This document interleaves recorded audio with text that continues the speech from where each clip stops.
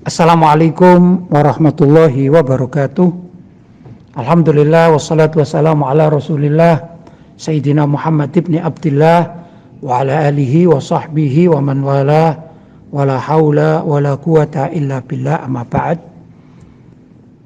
Yang saya cintai dan saya muliakan anak-anakku semua yang saat ini sedang belajar menimba ilmu agama di Hadramaut.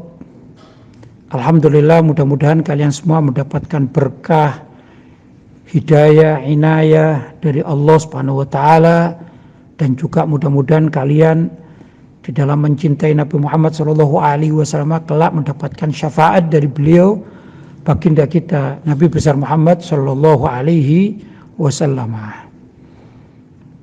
Para santri yang dirahmati oleh Allah, saya sangat senang sekali karena kalian berniat untuk melaksanakan haul yang ketiga bagi orang tua kita, yaitu Ayahanda Kiai Haji Basori Alawi. Saya katakan orang tua kita, kalau secara nasab saya dan saudara-saudara saya adalah putra dan cucu cicit beliau secara nasab, tapi kalian adalah anak didik beliau Aba Basori Alawi. Karena itu tentunya kita sebagai anak-anak beliau sangat berhak dan bahkan berkewajiban untuk mengirim doa bagi beliau almarhum Ayahanda Kiai Basori Alawi. Karena itu atas nama keluarga saya mengucapkan ribuan terima kasih atas kepedulian kalian ini. Mudah-mudahan setiap apa yang kalian lakukan itu dibalas oleh Allah SWT dengan balasan pahala yang berlipat ganda. Nabi Shallallahu Alaihi Wasallam menyatakan, "Udhkuru mahasina mautakum," sebutkanlah kebaikan mayit kalian. Karena acara yang kalian kemas itu untuk menghauli atau mendoakan orang tua kita Ayahanda Kiai Basori Alawi, maka sangat patut kalau saya juga akan bernostalgia dengan apa yang saya ketahui tentang beliau yang menjadikan kebaikan beliau. Mudah-mudahan dengan demikian kita bersama sudah bisa melaksanakan salah satu perintah syariat, yaitu sabda Nabi Shallallahu Alaihi Wasallam, "Udhkuru mahasina mautakum," sebutkanlah kebaikan-kebaikan mayit kalian. Ya ikhwan, saya mengenal ayah saya, tentunya sudah maklum ya, beliau yang membesarkan saya dan juga saudara-saudara saya, bahkan bukan sekedar anak kandungnya, beberapa dari keponakannya juga pernah beliau besarkan, hingga cucu dan cicitnya pun pernah disentuh di dalam dunia pendidikannya. Maka banyak sekali amal kebaikan beliau di dalam keluarga. Di samping tentu beliaulah yang membesarkan saya sejak dari bayi hingga mengenal suatu kehidupan. Walaupun pada akhirnya saya berangkat mondok ke pertama di pesantren Darut Tauhid yang diasuh oleh almarhum Syekh Abdullah Awad Abdun selama 1 tahun. Kemudian melangsungkan pendidikan lanjutan di Abuya Said Muhammad bin Alawi Al-Maliki, yang mana dengan pendidikan itu saya mengenal banyak hal terkait dengan ilmu agama. Namun tetap saja saya tidak akan pernah mengingkari kebaikan ayah saya. Beliaulah yang pada akhirnya membimbing cara dakwah dan lain sebagainya, memberikan ruang atau panggung bagi saya untuk berkhidmat kepada ilmu agama dan juga khususnya kepada agama Islam. Kemudian yang ingin saya sampaikan juga, kepedulian ayah saya, beliau itu sangat ikhlas. Saya tahu persis beliau pernah menyampaikan, karena bagaimanapun juga saya waktu awal-awal pulang dari Mekah, ini ada satu hal ya yang mungkin bisa kalian simak begitu. Di Mekah Mukarramah dulu kawan-kawan juga selalu mendoakan Abuya di dalam membaca tertibul Fatihah. Begitu kurang lebih. Maklumlah waktu saya pulang dari Mekah itu usia saya masih tergolong relatif muda ya, usia 26 tahun. Belum mengerti kehidupan yang luas. Ya kalau jadi ustadz ya baru ustadz di kelas begitu. Di awal-awal saya mengajar di pesantren Al-Quran itu saya selalu kalau akan mengajar atau mengisi pengajian saya baca Fatihah untuk Abuya, ala niyati Abuya Said Muhammad bin Alwi Al-Maliki. Begitu kurang lebih Al-Fatihah dan seterusnya. Dan beliau itu tahu atau Aba Basori itu tahu kalau saya Fatihah saya itu saya niatkan khusus Abuya. Karena saya mengikuti kakak-kakak kelas saya, begitu yang saya tahu, begitu. Dan saya tidak menyebutkan di dalam Tartibul Fatihah itu nama ayah saya, tidak. Dan itu saya sampaikan di hadapan beliau. Suatu saat beliau itu cerita, yang cerita ini bocor kepada saya. Apa kata abah saya itu? Katanya begini, aku ikhlas. Kalau Lutfi itu mendoakan gurunya, walaupun tidak nyebut namaku, aku ikhlas. Kasarannya, aku tidak cemburu kepada gurunya Lutfi. Begitu, karena gurunya Lutfi itu juga guruku, kata Aba Basori. Begitu kurang lebih. Itu setelah saya lakukan beberapa kali atau mungkin beberapa tahun, saya membaca surat Al-Fatihah, niat khusus untuk Abuya Said Muhammad bin Alwi Al-Maliki. Begitu, sampai saya dengar apa yang disampaikan oleh Aba Basori, baru saya ini menyadari, oh iya ya gitu. Tentunya saya juga ingin berdoa untuk kedua orang tua saya, bukan berarti enggak sama sekali kan gitu. Dalam doa-doa saya yaitu berdoa Rabbi firli wali walidayya warhamhuma kama rabbayani shaghira, kan gitu. Itu sudah doa harian ya. Dan juga doa-doa yang lain. Cuman dalam Tartibul Fatihah ternyata ayah saya itu menyatakan begitu. Saya ikhlas sekali. Saya tidak pernah cemburu kepada gurunya Lutfi yang setiap saat didoakan oleh Lutfi. Dan Lutfi berhak untuk yang melakukan semacam itu. Dan gurunya Lutfi itu adalah guru saya juga. Itu Abuya Said Muhammad bin Alwi Al-Maliki. Nah, sejak saya mendengar bocoran itu, ini sudah terjadi agak lama juga ya. Kemudian saya barulah ingat, iya juga ya gitu. Ya saya bukan merasa berdosa, tapi kan saya berdoa di tempat yang lain untuk ayah saya, untuk ibu saya gitu. Begitulah kurang lebih yang Aba Basori itu luar biasa ya. Dalam membimbing anak-anaknya itu seperti itu. Artinya mencontohkan keikhlasan beliau yang pada akhirnya saya dengar dari orang lain begitu.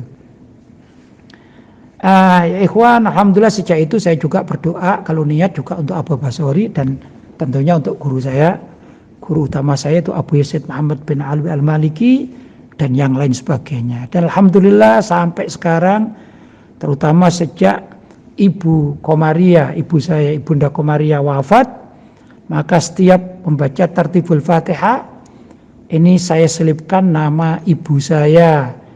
Di sela-sela saya membaca surat Al-Fatihah untuk Abuya yang wafat duluan ya, untuk Abu Yazid Muhammad bin Alwi Al-Maliki.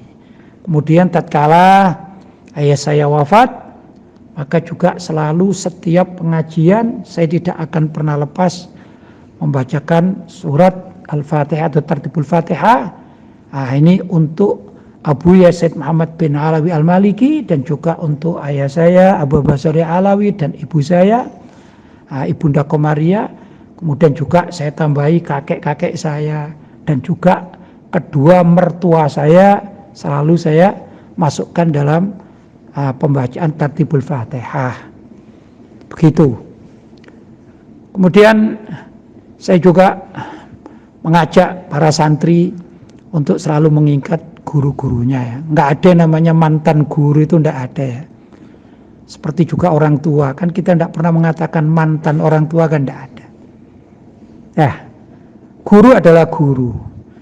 Setiap kali kita belajar ilmu, sekecil apapun dan kita menyatakan atau belajar, khususnya ini kalau bahasa kerennya itu face to face, berhadapan langsung.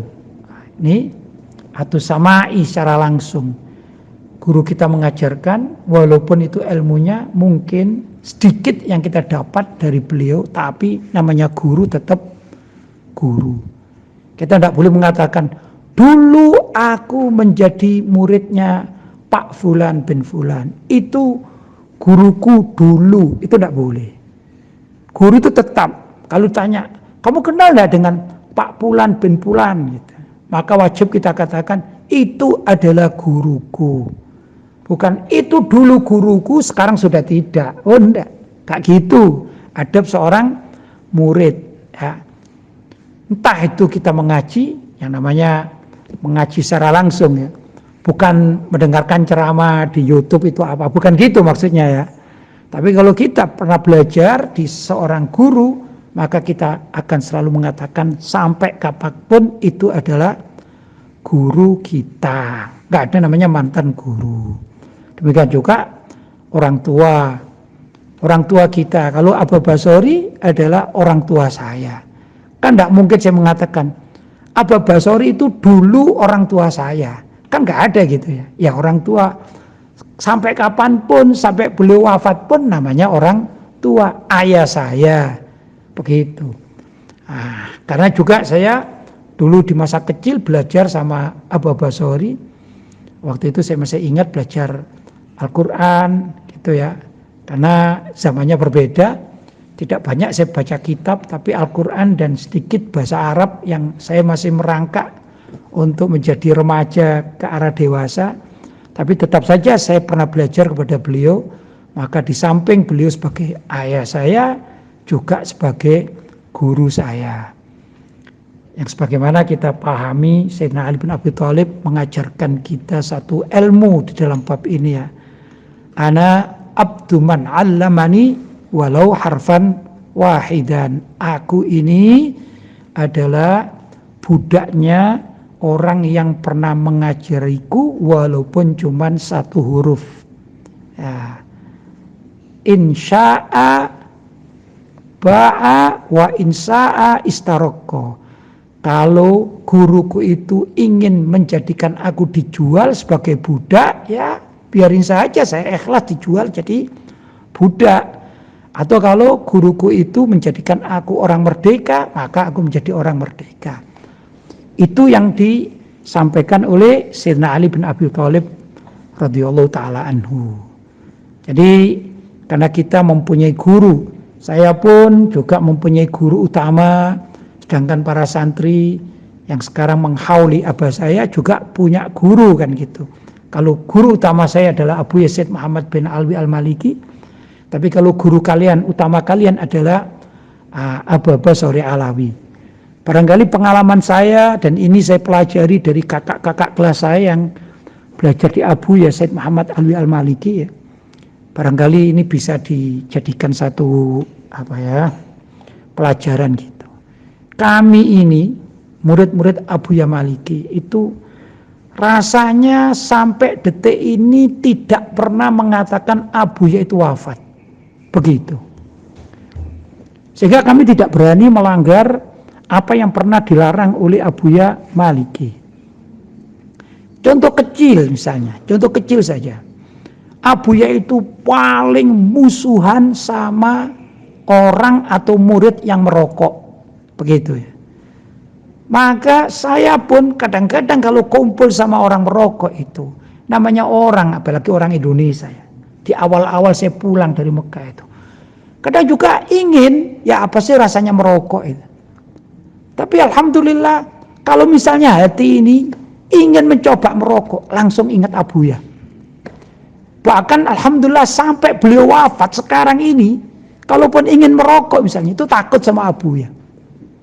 Padahal andai kata akan Abuya di Mekah, saya ada di Indonesia. Saya ini merokok misalnya ini ya, ngambil rokok, saya rokok di dalam kamar, kan tidak ada yang tahu itu. Kan tidak ada yang tahu, nggak ada yang lapor. Kalau saya sendirian di kamar misalnya, saya punya kamar kan, nggak ada yang lapor. Tapi bukan karena sungkan sama siapa-siapa. Rasa saya ini takut sama Abuya, takut dimarahi oleh Abuya kalau saya merokok. Begitu ini, terus terngiang, barangkali sampai mati pun saya takut merokok. Dalam kutip ini karena takut dimarahi Abuya ya.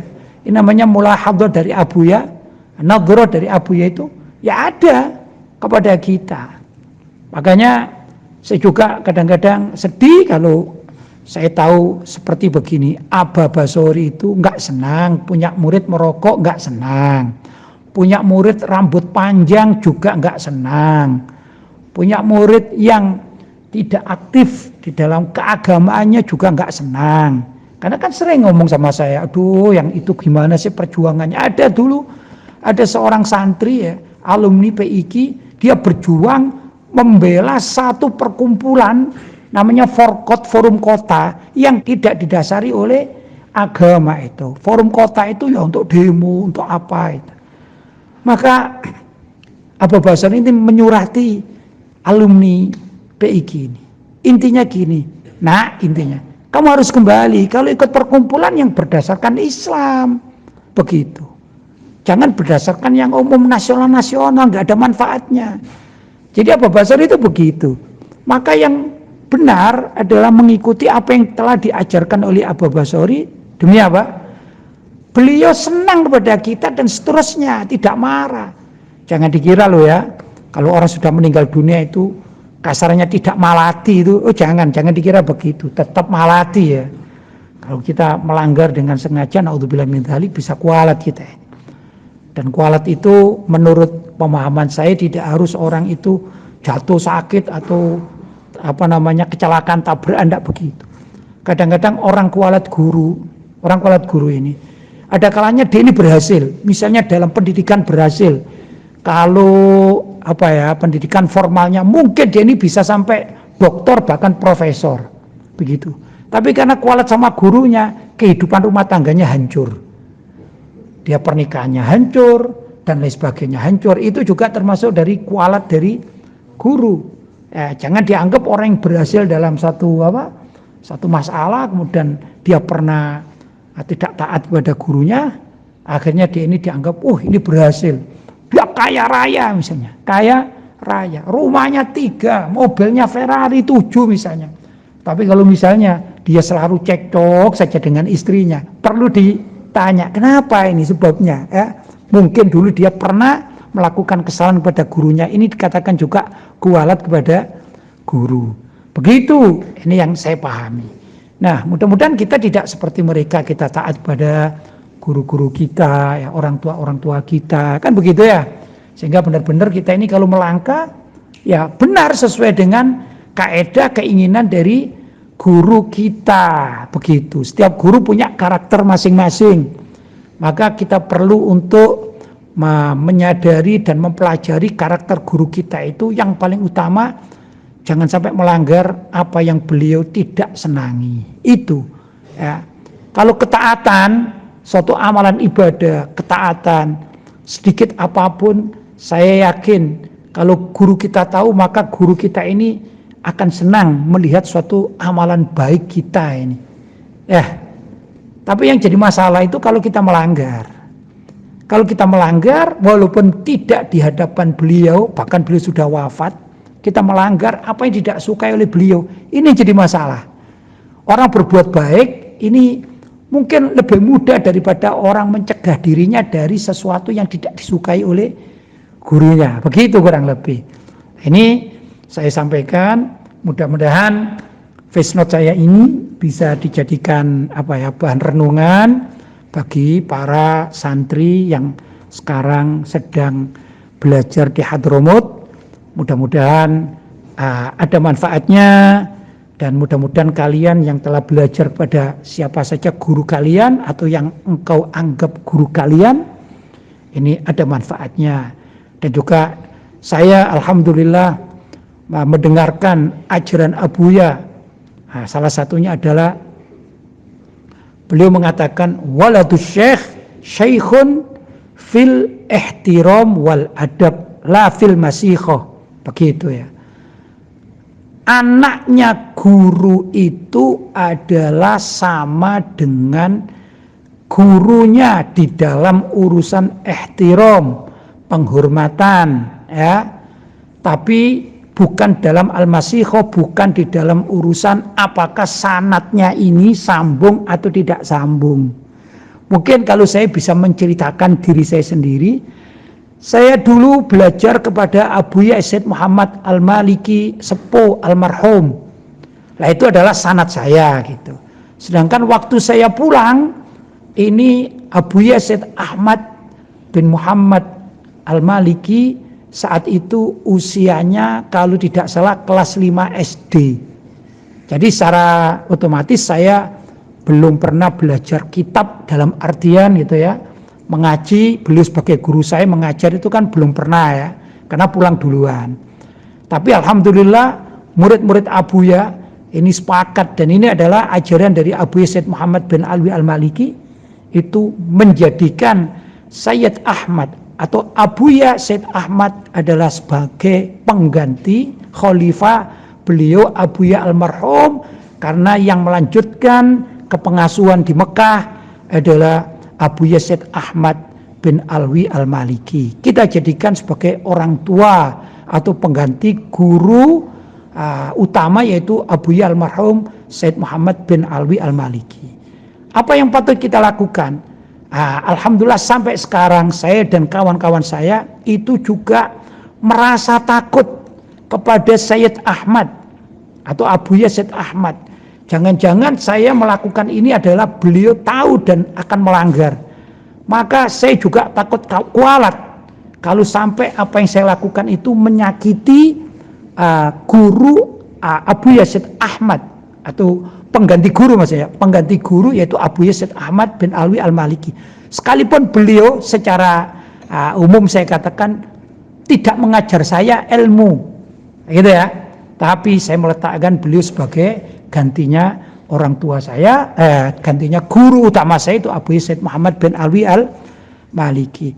Andai kata saya datang ke Mekah sekarang ini misalnya, kemudian saya datang ke Abuya Said Ahmad Al-Maliki, ternyata tidak dibukakan pintu, maka saya tidak berani akan masuk ke pondok beliau. Tapi kalau beliau membukakan diri, karena itu guru saya, maka saya letakkan sebagai guru saya, kedudukannya sama dengan almarhum, maka saya pun akan taat untuk masuk di pesantren yang dulu saya belajar di sana. Begitu cara kami meletakkan kehormatan kepada pengganti atau khalifah dari Abuya almarhum Said Muhammad bin Alwi Al-Maliki. Kami murid-murid Abu itu semuanya sekarang yang ada di Indonesia ini selalu sam'an wa ta'atan kepada Sayyid Ahmad bin Alwi Al-Maliki. Sekali lagi, sekalipun beliau tidak mengajarkan kitab kepada kami, tapi kedudukannya sebagai waladus syekh, syekhun fil adab wal ihtiram.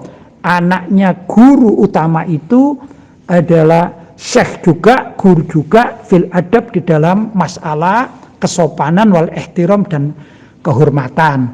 Begitu. Adapun saya memperlakukan putra-putra dan juga keluarga dari Abuya Said Muhammad bin Alwi Al-Maliki almarhum, itu kami semuanya menghormat kepada beliau. Semua mereka, masuk ada paman beliau seperti dulu Said Abbas Al-Maliki, ya. Sekarang ada juga Said Abdullah dan lain sebagainya. Tetap kita hormati mereka, kita tidak berani melanggar atau mohon maaf kalau sampai menyakiti keluarga Abuya. Tapi di dalam ketaatan itu berbeda. Kami meletakkan Abuya Said Ahmad Al-Maliki sebagai pengganti pengasuh di Makkah, itu adalah gantinya dari ayah beliau, yaitu Abuya Said Muhammad bin Alwi Al-Maliki. Sehingga begini tata cara kami itu, andai kata, wong namanya manusia, andai kata ada pendapat berbeda, contoh antara Said Abbas sebagai adik Abuya dengan Said Ahmad sebagai putra Abuya yang menjadi pengasuh sekarang, atau dengan Said Abdullah sebagai adik dari Said Ahmad yang tidak dijadikan khalifah, ya, maka andai kata ada perbedaan pendapat di antara mereka, caranya begini: saya atau kami dari murid-murid Abu itu pasti akan lebih taat kepada Syed Ahmad bin Muhammad Al-Maliki, yaitu Abu yang sekarang. Andai kata itu terjadi perbedaan pendapat, kami tidak akan bicara apapun tentang Syed Abbas. Andai kata kami tidak cocok karena bertentangan dengan Syed Ahmad.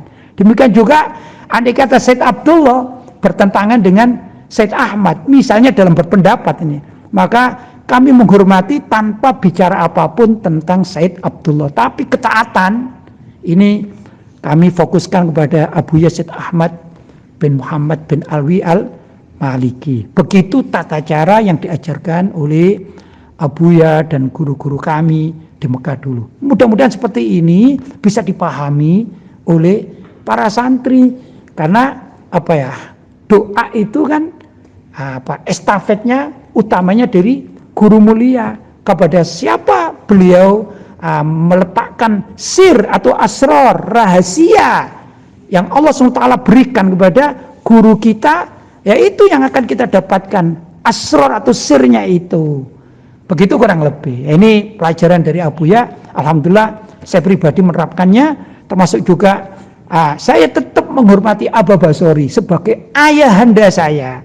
Tapi andai kata misalnya ya, ayah saya berpendapat berbeda dengan Abu Yazid Muhammad bin Alwi Al-Maliki, maka saya akan berpegang teguh dengan pendapat guru saya, itu Abu Yazid Muhammad bin Alwi Al-Maliki, dan yang seperti itu ayah saya meridhoinya. Nah, ini yang utama. Jadi kita paham, saya meridhoinya dan kita minta ridho kepada saya. Misalnya, Abah, pernah terjadi ya dalam masalah fikih itu, Abah, dulu kami di Mekah itu diajari begini, kalau Abah mengajari begini, saya mohon maaf, saya ngikuti guru saya Abuya. Ternyata Abu Basri itu Masya Allah ngerti ya, orang alim ngerti. Iya, itu hakmu untuk mengikuti gurumu. Begitu. Tapi saya tidak akan mengatakan misalnya, mohon maaf ya, Abah ini salah, guru saya begini. Oh, enggak begitu sifat saya. Saya melakukan apa yang diajarkan oleh guru saya tanpa harus menyakiti apa yang terjadi antara perbedaan antara guru saya dengan orang tua saya. Makanya kita harus bijak ya. Dikatakan ini orang alim itu banyak, orang alim banyak, dan orang menjadi alim itu mudah. Yang penting mutola'ah saja, mudah orang jadi alim itu. Alim artinya mengerti ilmu. Tapi ahli dzauq ini jarang. Ahli dzauq itu orang yang punya bijaksana, punya perasaan. Aku tidak mau nyakiti ini, aku tidak mau itu, tidak mau. Dzauq ya, dzauq itu perasaan yang bijaksana. Ini enggak semuanya punya.